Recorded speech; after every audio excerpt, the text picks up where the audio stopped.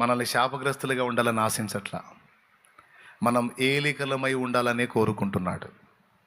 మనం తలగా ఉండాలనే కోరుకుంటున్నాడు, కానీ తోకగా ఉండాలని కోరుకోవట్లా. కానీ కొన్నిసార్లు అవసరాన్ని బట్టి మనల్ని తోక ప్లేస్లోకి తీసుకొస్తున్నాడు. ఎందుకు? తగ్గింపును నేర్పటానికి, వినయాన్ని నేర్పటానికి, దీన మనసును నేర్పటానికి, సాత్వికాన్ని నేర్పటానికి, మృదుత్వాన్ని నేర్పటానికి. అవసరాన్ని బట్టి కొంచెం ఆ స్థితికి తీసుకొస్తున్నాడు. అక్కడ నేను సెటరైట్ చేసి మళ్ళా తీసుకెళ్ళి మొదట్లోనే పెడతాడు ఆయన. ఎందుకని నీ విషయంలో ప్రత్యేకంగా కేర్ తీసుకుంటున్నాడంటే, విశ్వాసమును బట్టి నీవు ఆయన కొడుకువి, కూతురివి. అవసరాన్ని బట్టి కొన్నిసార్లు నీకు అగ్ని వంటి శ్రమలు అనుమతించబడుతున్నాయి, కానీ అవి నీకు పర్మనెంట్. అదే మాట పాటలో పెట్టుకున్నది. నిన్ను పిలిచిన దేవుడు నమ్మదగినవాడు, శోధనలో నిన్ను విడిచిపెట్టిపోడు, కంటి పాపల తోడుండి నిన్ను కాచుకుంటాడు, కన్న తండ్రిలా తోడుండి నిన్ను ఆదుకుంటాడు. నమ్ము నేస్తమా, ఇది సత్యం, వీడబోకుమా విశ్వాసం. నీ ఆశ నిరాశ కానే కాదు, వేదన ఎందుకు?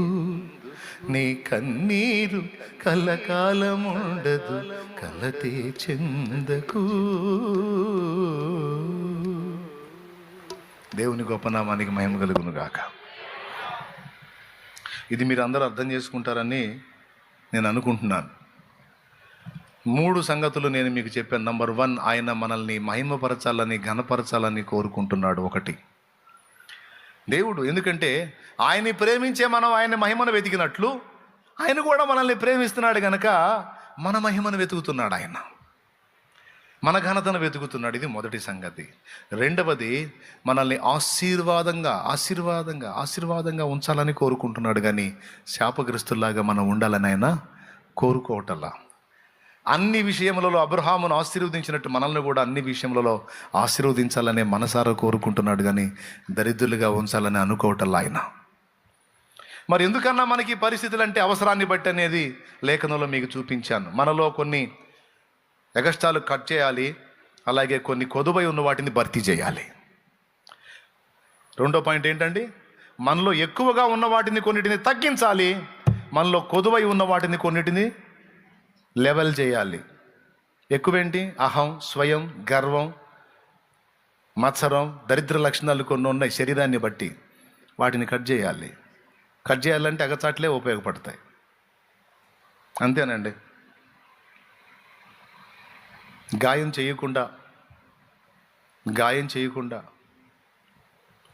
లోపల ఉన్న వాటిని తీయటం కుదిరిద్దా? సర్జరీ చేయటం ఎట్లా కుదురుతుందండి? ఏదో ఒక విధంగా చిన్నదైనా సరే గాయం చేయాల్సిందే. అట్లాగా గాయపడకుండా మనలో ఉన్న దరిద్రపు లక్షణాలు పోవు. అందుకే కొన్ని గాయాలు. అలాగే కొన్ని కొదువుగా ఉన్న వాటిని పెంచడానికి మనకు అనుమతించేవి, అంతే తప్ప మనకి అవన్నీ పర్మనెంట్ కాదు తమ్ముడు. ఎంతమంది నమ్ముతున్నారు? 3వది, మనల్ని ఏలికలుగానే ఉంచాలనుకున్నాడు, కానీ దాసులుగా ఉంచాలనుకోలేదు.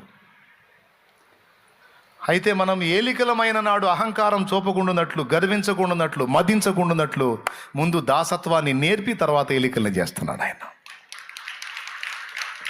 ముందు దేన్ని నేర్పుతున్నాడు? దాసత్వాన్ని, దాసుడి యొక్క స్థితిని నేర్పి ఆ తర్వాత ఏలికల్ని చేస్తున్నాడు. లేకపోతే ఇక ఏకదం తీసుకెళ్ళి ఏలికం చేశాడు అనుకో, వీడికి దాసత్వపు విలువలు అర్థం కావు. వీడు ఏలికై కూడా దీనుడై ఉండాలంటే ముందు దాసుడై మెలగాలి. దేవునికి స్తోత్రం కలుగును గాక. అయిపోయిందండి. 3 ముఖ్యమైన విషయాలు. నంబర్ 1, ఆయన మనల్ని ఆయన ఆశ అది. నంబర్ 2, ఆశీర్వాదకరంగా ఉంచాలనేది. నంబర్ 3, ఏలికలుగా